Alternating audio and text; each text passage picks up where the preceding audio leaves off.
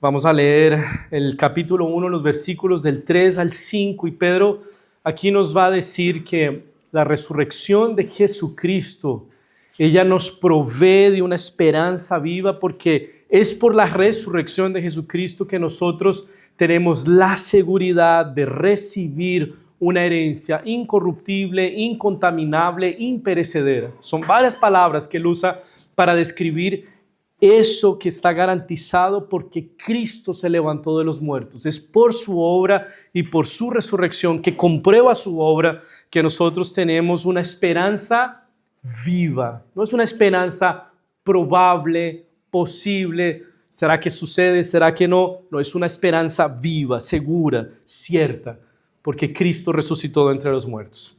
Ok, entonces vamos a leer ahí, primera epístola del apóstol Pedro, capítulo 1, versículos 3 al 5, y leamos con fe, con esperanza. Esta es la palabra inspirada por Dios y es alimento para nuestros corazones. Bendito sea el Dios y Padre de nuestro Señor Jesucristo, que por su gran misericordia y mediante la resurrección de Jesucristo nos ha hecho nacer de nuevo a una esperanza viva, para que recibamos una herencia incorruptible, incontaminada e imperecedera. Esta herencia les está reservada en los cielos a ustedes, que por medio de la fe son protegidos por el poder de Dios para que alcancen la salvación, lista ya para manifestarse cuando llegue el momento final. Vamos a orar una vez más.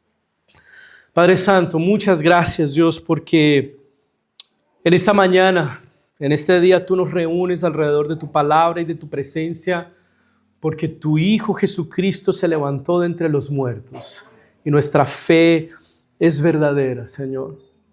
Gracias porque aquí estamos delante tuyo por lo que Cristo hizo, y delante tuyo, Señor, podemos ser fortalecidos, podemos ser bendecidos, podemos ser consolados, podemos ser nutridos, podemos ser sustentados, Señor, para lo difícil que puede ser nuestra vida, Señor.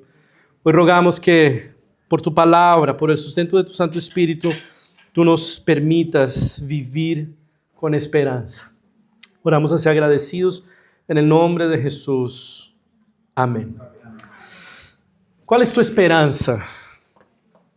¿Cuál es tu expectativa sobre el futuro? ¿Qué es eso a lo que te aferras en la expectativa de que resuelva tus problemas, tus fracasos, tus inquietudes, tus ansiedades? ¿Qué es eso a lo que te aferras? ¿Qué es eso en lo que sueñas? Y tú dices, yo llegando allá voy a tener mi vida resuelta, plenamente aliviada, reparada. ¿Qué es eso? ¿Cómo ese futuro con el que sueñas está influenciando la manera en la que vives tu presente? Porque lo que tú esperes del futuro, la esperanza con la que vivas, va a determinar, influenciar profundamente tu presente, la manera en que vives ahora. Y eso está ampliamente estudiado. Las personas, por ejemplo, que tienen esperanza en una recuperación delante de un proceso de enfermedad grave, terminal tal vez, son los que mejor pueden llevar y atravesar por esas situaciones con mejor calidad de vida, si eso es posible. Decía el neurocirujano, psiquiatra y filósofo austriaco Viktor Franklin que no hay nada más fuerte que el poder de la esperanza. Y él lo dijo después de haber atravesado años en campos de concentración nazi. Y la esperanza de que en un futuro él iba a salir de aquellos campos, iba a encontrarse con su familia, lo mantuvo resistente a las aflicciones, a la dura y difícil prueba de los campos de concentración nazi para que pudiera atravesar. Al final se encontró con que solo él había quedado en este mundo, toda su familia había muerto. Esperanzas probables, pero que proveyeron cierta fuerza y resistencia a un hombre que creía con firmeza que el futuro tenía algo reservado, algo bueno. ¿Qué esperas del futuro? ¿Cuál es tu esperanza? Y nosotros vamos a ver que nosotros como cristianos tenemos una esperanza viva, una esperanza segura, porque Cristo resucitó. Entonces, la resurrección no solamente fundamenta y da consistencia a la teología cristiana, la resurrección de Jesús es la garantía de lo que nos aguarda. ¿Qué es lo que nos aguarda a nosotros como cristianos? ¿Qué es lo que tú deberías esperar? Resurrección para nosotros también. Y resurrección vamos a ver que es la síntesis de los anhelos por los que espera nuestro corazón. Gloria y eternidad, vida en abundancia, justicia, paz y alegría. A todo eso nos conduce la resurrección que nosotros también experimentaremos porque fue asegurado por la resurrección de nuestro Redentor que promete que nosotros también seremos resucitados. Y esa esperanza entonces debe transformar la manera en que afrontamos el presente.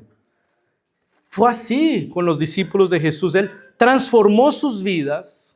El encuentro con el Jesús resucitado transformó de tal manera sus vidas que ellos llegaron hasta los confines de la tierra predicando el evangelio, anunciando que Cristo se había levantado de los muertos. Lo único que explica que hombres que se escondieron después de ver a su maestro muriendo como un perro, torturado, asesinado, violentamente golpeado. Lo único que explica que sus discípulos hayan salido de sus escondites para proclamar un solo mensaje: Cristo resucitó de los muertos, fue que ellos vieron a Cristo resucitado. No hay otra manera de explicar eso. Y nosotros hoy nos podemos encontrar con el Cristo resucitado y tener nuestras vidas transformadas. Y esa era la esperanza entonces que estos primeros cristianos anunciaban. Hay esperanza viva porque Cristo resucitó. Y no es casualidad que una de las razones que explican que el cristianismo creció tan explosivamente durante los primeros siglos, y dicho sea de paso, tiempos extremadamente difíciles, de plagas, enfermedades, tragedias, crisis políticas, crisis económicas. En medio de esas tragedias, de ese mundo tan difícil, el cristianismo creció explosivamente porque ofrecía una esperanza viva, infalible para el futuro, especialmente delante del sufrimiento, del dolor, de las adversidades y de la muerte. Resurrección. Cristo resucitó y prometió que los que creen en Él también lo harían. Fíjense lo que el historiador Kyle Harper habla sobre cómo prosperó el cristianismo en los primeros siglos. Y él dice lo siguiente: para los cristianos esta vida siempre fue entendida como algo transitorio. Era apenas una parte de una historia mayor. Para los cristianos lo verdaderamente importante era orientar la vida en dirección a esa historia, la historia de la eternidad. De hecho, ellos vivían en este mundo, sufrían en este mundo, amaban a otros en este mundo. Sin embargo, para los cristianos de aquella época, la historia de esta vida era solo una parte de la verdadera historia en la que vivían. Tenían una esperanza de que la vida, por más difícil que fuera en este lado de la eternidad, no era el final de su esperanza. No tenía la última palabra. Había algo más, una vida eterna y una vida en abundancia que Dios iba a dar inevitablemente porque Cristo resucitó. Y el cristianismo nos sigue ofreciendo la misma esperanza hoy, sigue invitándonos a depositar toda nuestra confianza en aquel que venció a la muerte y nos asegura un futuro de justicia, paz y alegría en su reino. Eso es lo que el cristianismo nos está prometiendo. No es una probabilidad, no es una posibilidad, algo que podría suceder o no suceder. Esperanza en la Escritura es tratada como certeza, como una realidad futura que se está acercando a nosotros y que todavía no estamos viviendo, pero que viene. Es así que la Escritura trabaja esperanza y el cristianismo sigue ofreciendo esa esperanza. Y creo que necesitamos preguntarnos por qué este mensaje, esta esperanza que la fe cristiana nos ofrece, ¿por qué parece tener menos impacto en nuestro tiempo? Seguimos lidiando con tiempos difíciles. Dolores, sufrimientos, pérdidas, traiciones, abandonos. Tú puedes tener tus propios sufrimientos. Las personas tienen sus propios dolores. ¿Por qué la esperanza del Evangelio parece menos relevante como en aquella época donde las personas se aferraban a Cristo y crecían?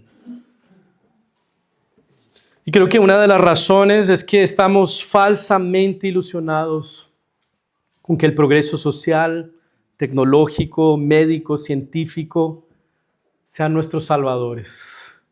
Eso ha hecho que la vida sea más fácil, es verdad, más estable, más resistente a las catástrofes, a tal punto que todo ese progreso y estabilidad que nos han ofrecido han hecho con que nos sintamos que toda la vida de este lado de la eternidad sea lo único que importe, que sea todo lo que tengamos que conservar y por lo que tengamos que luchar y a lo que nos tengamos que aferrarnos. No nos interesa tanto la realidad futuro que Cristo nos promete, porque el mundo que estamos construyendo no pinta tan mal. Hoy en día se puede tener cierta estabilidad, podemos tener cierta seguridad, relativo acceso a medicina, y tratamos esas cosas como verdaderos tesoros. Y por esa razón, cuando enfrentamos enfermedad, sufrimiento, la propia muerte, lo hacemos con desesperanza y desespero, porque hemos perdido esos salvadores funcionales en los que hemos depositado nuestra esperanza. Para esa condición finita, tan frágil, perecible, necesitamos proclamar la resurrección de Jesús. Sí, es verdad, somos vulnerables en este mundo, pero Jesús resucitó para salvarnos eternamente, para hacernos incorruptibles, para disfrutar de una eternidad en la que no habrá muerte, dolor o sufrimiento. Nosotros acabamos de leer el texto de Pedro a cristianos que están bajo intensa persecución y sufrimiento. Y su propósito es animarles, recordarles la esperanza a la que se dirigen por causa de que Cristo resucitó, y Él comienza adorando: bendito sea el Dios y Padre de nuestro Señor Jesucristo, que por su gran misericordia y mediante la resurrección de Jesucristo nos ha hecho nacer nacer de nuevo una esperanza viva. Entonces, por más tenebroso y difícil que luzca el presente, podemos mirar al futuro con esperanza, porque Jesús venció a la muerte. Y por esa razón hoy podemos enfrentar el presente de otra manera. Y fíjense que Pedro va a asociar a la resurrección de Jesús una serie de bendiciones que tal vez no estamos acostumbrados a considerar. Estamos asociando resurrección y esperanza. Nosotros también vamos para allá. Pero fíjense lo que Pedro también va a hablar sobre lo que es dado a nosotros por causa de la resurrección de Cristo. Él va a hablar de regeneración, de herencia, una preservación de nuestra fe hasta alcanzar la vida eterna. Regeneración, herencia y preservación. Entonces, para comenzar a entender estos beneficios que se desprenden de la resurrección de Cristo, necesitamos hablar de la muerte de Cristo. Porque no hay resurrección sin muerte, ¿verdad? Todo lo que podemos aprovechar como hijos de Dios tiene fundamento en la resurrección de Jesús, pero no hay resurrección sin muerte. El Hijo de Dios resucitó, ¿por qué? Porque estuvo muerto. Y necesitamos entender por qué Cristo murió. ¿Qué era lo que Cristo estaba conquistando en su muerte a favor de los suyos?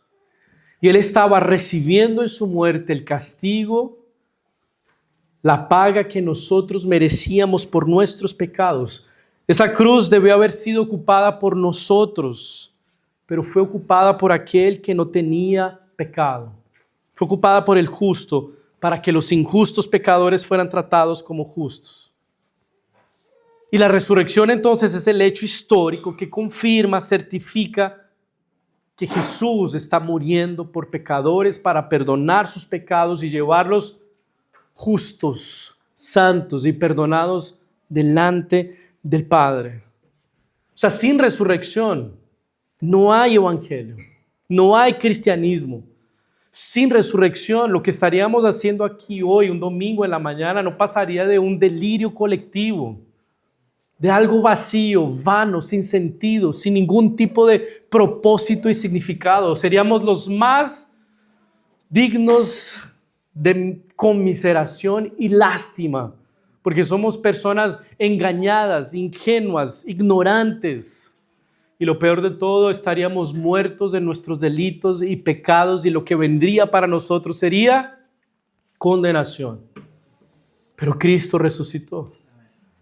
Y eso es seguro, y eso confirma que aquel hombre, Cristo Jesús, no estaba muriendo como muere cualquier hombre, pagando por sus pecados. Él resucitó porque la muerte no tenía nada en contra suya. El hombre que murió ahí era totalmente justo, totalmente santo, totalmente perfecto. Por lo tanto, la muerte no podría obrar en contra de él. Cristo se levantó de los muertos. Y eso es lo que nos asegura entonces la esperanza. Y aquí entonces vamos a ver el primer beneficio que Pedro apunta, se desprende de la resurrección de Jesús. Versículo 3, una vez más: bendito sea el Dios y Padre de nuestro Señor Jesucristo, que por su gran misericordia y mediante la resurrección de Jesucristo nos ha hecho nacer de nuevo a una esperanza viva. Entonces, por medio de la resurrección de Jesucristo, nos ha hecho nacer de nuevo. Dicho de otra manera, nos ha regenerado. ¿Y qué es regeneración? Regeneración es lo que explica que tú estés hoy aquí depositando tu fe en Jesucristo. No fue que tú tuviste un momento de genialidad y te cayó la ficha y dijiste: chuta, yo tengo que ir a la iglesia a encontrarme con el Señor. Mi vida no está bien. Puede ser que desde tu punto de vista sucedió eso, sí. Pero para que hayas llegado a esa constatación, tuvo que haber una intervención sobrenatural y soberana de Dios en tu corazón, mostrando la miseria en la que estás, la condenación a la que te conduces y la belleza de Cristo y su redención a tu favor. Eso es regeneración. Es lo que explica que tú estés aquí, que confíes en Él, que respondas con fe y arrepentimiento al Evangelio. Que estés aquí no es una iniciativa tuya, no es resultado de tu genialidad, de tu reflexión. El hecho de que estés aquí diciendo: Cristo es mi esperanza, Cristo es mi Redentor, Cristo es mi Salvador, es que Él intervino de manera sobrenatural, amorosa y graciosa en tu corazón, transformándolo, haciéndote nacer de nuevo. Sin que Dios regenere nuestros corazones, continuaremos falsamente ilusionados con otros salvadores. Y esos falsos salvadores nos van a frustrar y pueden ser tus buenas obras. Puedes estar ilusionado que tú, siendo una persona decente, construyendo una familia razonablemente estable, linda, decente y moral, eso es lo que va a comprar la salvación de Dios. El Señor me va a recompensar al final de todo. Puedes estar engañado falsamente con tu religiosidad. Que venir aquí a la iglesia, diezmar, cantar, servir en los diferentes ministerios, eso es lo que me está salvando. Eso es lo que está sumando puntos delante de Dios. Él sabrá recompensarme. Puede ser una persona, el amor de alguien más, construir una linda familia. Y estás falsamente ilusionado que esa persona finita, limitada, va a reparar todos tus problemas. Estamos falsamente ilusionados. Puede ser la estabilidad, el dinero, la realización profesional. Nada de eso nos hace nacer de nuevo. Lo único es Cristo Jesús por medio de su resurrección. Nuestros ojos son abiertos al único y verdadero Redentor y entonces nos aferramos a Él por la fe. Todo lo demás se revela frágil, vulnerable e inestable delante de la firmeza, solidez y eternidad del amor, la fidelidad y el poder de Dios para rescatar a los suyos, para perseverarlos hasta el fin. Es por eso que, habiendo sido regenerados, alabamos y adoramos a Dios. Bendito sea el Dios y Padre de Jesucristo, que nos hizo nacer de nuevo. Adoramos porque esto solo puede ser una obra suya. Nadie aquí puede sacar pecho y decir, oye, cómo amo al Señor, cómo me di cuenta, cómo me cayó la ficha. Ha sido el Señor por su obra soberana. ¿Y cuál fue la razón de esa regeneración? Y ahí el apóstol Pedro dice, por su gran misericordia. O sea, la regeneración no tiene que ver contigo, tiene todo que ver con Dios. Tú no llamaste la atención de Dios. Dios no dijo, yo tengo que salvar a esta persona. Yo no me puedo quedar sin esa persona por la eternidad porque es imprescindible para mí. Es bacán, es genial, es muy buena. La tengo que tener allá. Es por pura misericordia. No cumplimos ninguna expectativa de Dios, no satisfacimos alguna condición que Él haya colocado para nosotros por su pura misericordia. Todo lo que merecíamos era justa condenación por vivir en franca rebeldía a Dios, pero el juez y creador del universo, por su gracia, se dispuso a tratar con misericordia y favor a rebeldes pecadores, a perdonar sus pecados y adoptarlos en su familia como hijos amados. Entonces fuimos regenerados por pura misericordia y por el puro poder de Dios para convertir corazones de piedra en corazones sensibles a su amor, a su gracia, a su perdón. Por pura misericordia. No pienses que esta vida que tú estás viviendo hoy tiene que ver con algo que tú hiciste. Tuvo que ver con algo que Dios hizo a tu favor. Ahora, habiendo sido regenerados, habiendo hecho ese cambio Dios en nuestro destino por la eternidad, ¿qué es lo que nos espera? ¿Cuál es esa esperanza que Pedro va a llamar herencia? Fíjense, versículo 4. Entonces, hemos sido regenerados por misericordia mediante la resurrección de Jesucristo. ¿Para qué? Para que recibamos una herencia incorruptible, incontaminada e imperecedera. Esta herencia les está reservada en los cielos. Entonces no solo hay un cambio, una transformación en nuestro corazón, en nuestro interior, también se nos está conduciendo a una esperanza, a un futuro que es seguro, a esa herencia.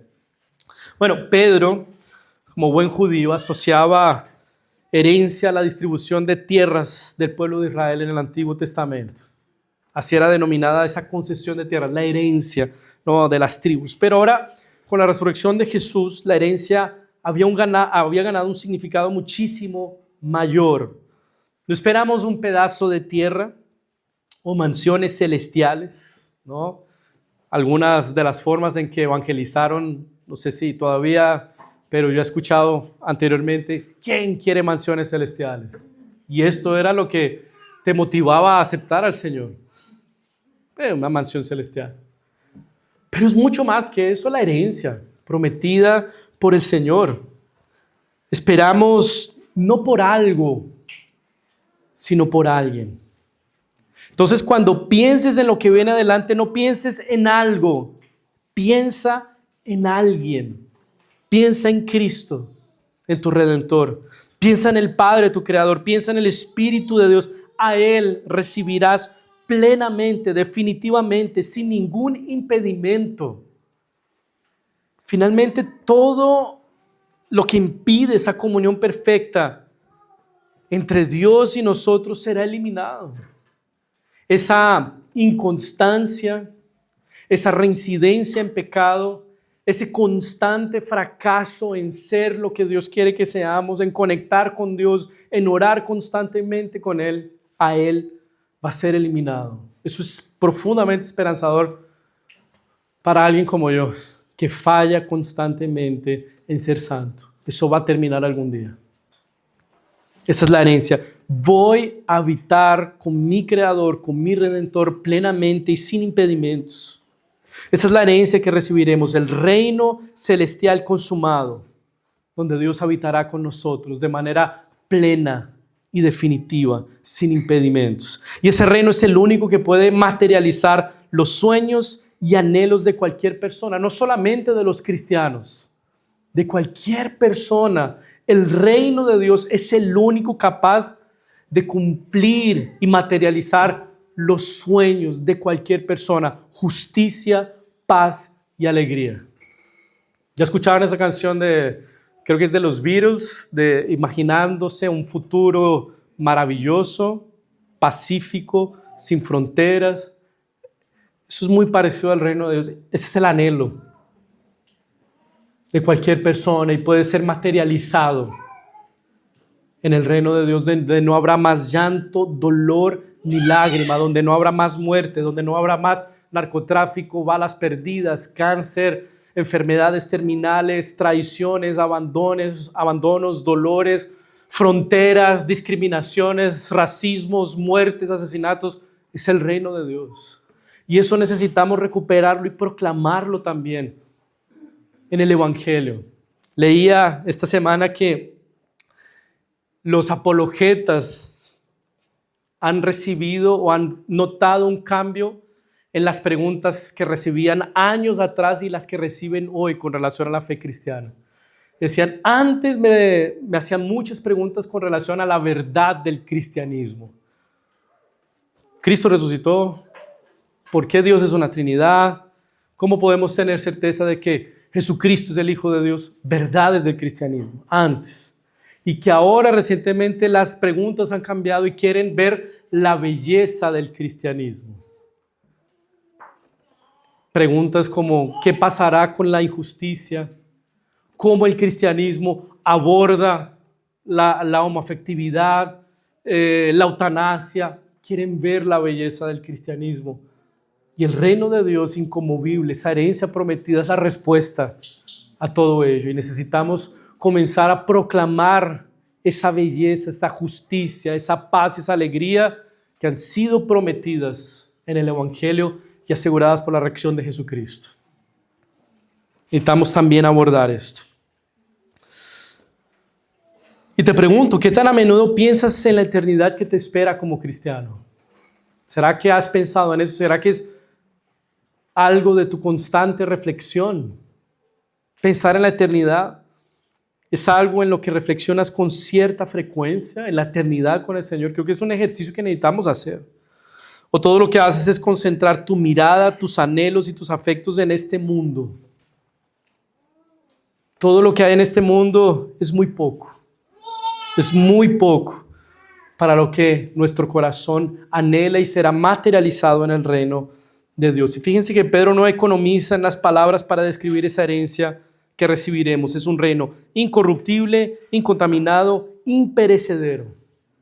Los demás reinos perecerán y solo el reino de Dios permanecerá.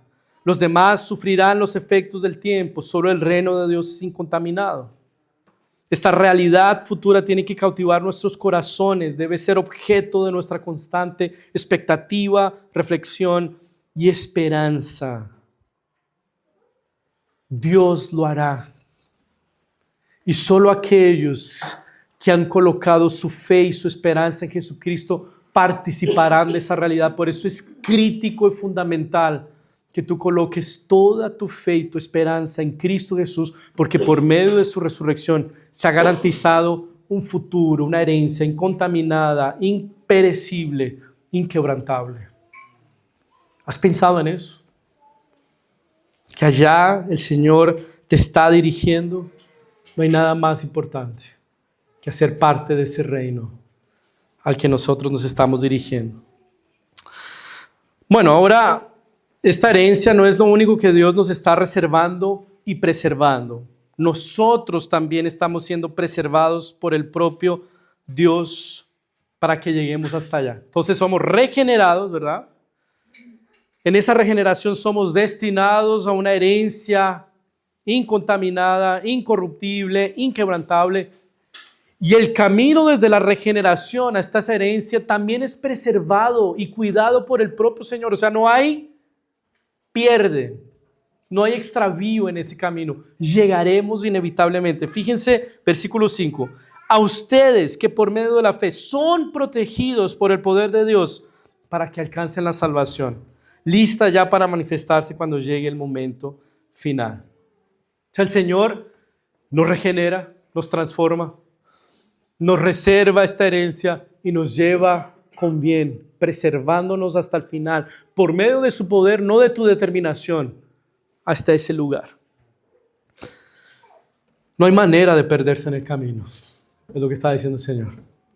Ni siquiera tú, si es que has sido regenerado, eres capaz de echar a perder lo que Dios comenzó a realizar en tu vida. Ni siquiera tú. No puedes hacerlo. Con tus altos y tus bajos, con tu vida cristiana oscilante, tú no podrás evitar que recibas la herencia de Dios. Porque fue el Señor quien inició tu peregrinación al reino cuando te regeneró, cuando te dio un nuevo corazón. Y es Él quien te conducirá y te preservará por medio de su poder para que llegues hasta allá. Eso es profundamente esperanzador porque no es mi desempeño el que asegura mi salvación. Es la propia gracia de Dios la que me dará lo suficiente y necesario para recibir su reino. Esto acaba con esa idea recurrente que infelizmente es enseñada en algunas iglesias en las que se dice que el Señor nos mete por gracia en esta vida. Sí, Él nos mete por gracia, nosotros no hicimos nada. Pero de ahí en adelante, oye, todo depende de nosotros. Tenemos que probar al Señor que valió la pena salvarnos por gracia. Es una mentira. En el momento que el Señor retire su mano de nosotros para que sea por nuestro propio desempeño y nuestra propia cuenta ganar la salvación, al segundo siguiente estaremos totalmente perdidos y condenados. Porque nuestro corazón es profundamente engañoso y pecaminoso. Merecemos condenación. Lo único que asegura es la gracia del Señor. Ahora, no podemos pensar que porque fuimos salvos por pura gracia, podemos vivir de cualquier manera. No, porque tal vez si yo no puedo echar a perder esto, ni siquiera yo, oye, voy a vivir como quiera. Estamos hablando que quienes son preservados por el poder de Dios hasta la salvación. ¿Quiénes? Los regenerados. Los que aman al Señor, los que han tenido el corazón transformado. Los que han sufrido un trasplante de corazón, se les quitó ese corazón de piedra y Dios les entregó un corazón donde habita el Espíritu Santo, que provee nuevos afectos para Dios, que ahora tiene conflicto con el pecado y quiere vivir para agradar a Dios. Aunque el Señor nos diera licencia de pecar, oye, te doy una semana sin pecar. No habrá consecuencias, tranquilo. Me voy a olvidar de todo lo que hagas, puedes hacerlo. Los regenerados serían santos en esa semana porque ellos aman al Señor. Es como un matrimonio. Mi esposa me dice, oye, te doy una semana para que hagas lo que quieras hacer. No habrá consecuencias sobre nuestro matrimonio. Lo que quieras hacer, todo. Tranquilo, no va a haber ningún tipo de consecuencia. En esa semana haré justamente lo mismo que vengo haciendo todas las semanas. Amarla, porque la amo. No me voy a ir a engañarla, porque no van a haber consecuencias. Voy a seguir amándola. Los regenerados aman al Señor. Los regenerados se duelen con su pecado. Los regenerados lamentan haber transgredido la ley del Señor. Ellos son los que no son capaces ni siquiera ellos mismos de arruinar su salvación. Son ellos. Y finalmente, quiero terminar con la esperanza porque todo esto puede ser englobado en esperanza viva.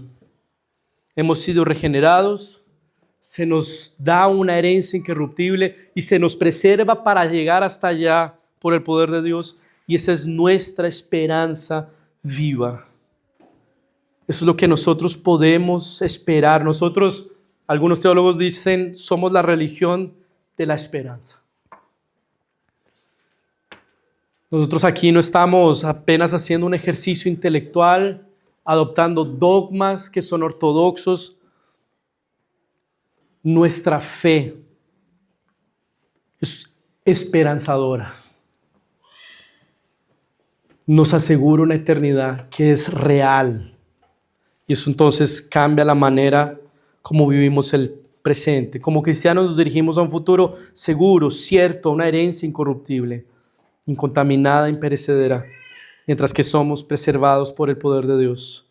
No peregrinamos por este mundo sin saber qué encontraremos después. Nuestra esperanza no es probable, es segura, garantizada por el propio Dios. Esa es nuestra esperanza. La realidad de la resurrección de Jesús significa que hoy podemos ser transformados, preservados, que podemos vivir y mirar al futuro con esperanza, no porque la ciencia, la tecnología, la economía o la sociedad pueden estar aparentemente avanzando, sino porque Dios eliminará el mal, nos levantará de la muerte definitivamente y nos llevará a su reino por la eternidad. Y la resurrección de Jesús nos da señales de que el propio Dios comenzó a revertir los efectos del pecado en este mundo caído. Con la resurrección de Cristo nos comenzó a dar vislumbres de lo que viene. Nos comenzó a dar un glorioso adelanto de lo que encontraremos en la eternidad. No habrá muerte, habrá vida en abundancia. Habrá plena comunión sin impedimentos con el Padre, con el Hijo y el Espíritu Santo. Habrá justicia, paz y alegría. Me gustaría terminar con esta frase del pastor Tim Keller, hablando de la resurrección de nuestro cuerpo. Estamos diciendo que en ese reino inconmovible vamos a estar con este cuerpo resucitado ahora, glorificado. No seremos fantasmitas. Estaremos allá. Fíjense lo que dice este pastor. Solamente en el Evangelio de Jesucristo las personas pueden encontrar tan inmensa esperanza de vivir. Solamente la resurrección nos promete no solo mente y corazones nuevos, también un cuerpo nuevo. Será más duradero, más perfecto, más bello. Será capaz de ser, hacer y soportar el peso de un cuerpo el peso que un cuerpo debería soportar de un modo que nuestro cuerpo actual no puede. Si tú no puedes danzar y anhelas por eso, en la resurrección podrás danzar con perfección. Si sufres de soledad, en la resurrección encontrarás el verdadero amor. Si te sientes vacío, en la resurrección te sentirás plenamente satisfecho. La resurrección de Jesucristo asegura para nosotros que nosotros también seremos resucitados. Y en ese nuevo cuerpo, en ese reino consumado, las posibilidades son infinitas, porque estaremos con el propio Dios sin ningún tipo de impedimentos. Y esto es por lo que nuestros corazones anhelan. Es allí donde finalmente tendremos descanso. Sé que para algunos aquí la vida es muy difícil. Está cercada de sufrimientos, de dolores, de preguntas. ¿Hasta cuándo, Señor? No sabría decirte si eso va a terminar en este mundo, pero la Escritura sí nos responde con toda seguridad que terminará en nuestra resurrección, finalmente. Y ahí comenzará la verdadera vida, la vida abundante y la vida eterna, donde el Señor secará toda lágrima de nuestros ojos, donde habrá justicia, paz y alegría, porque Cristo resucitó de entre los muertos.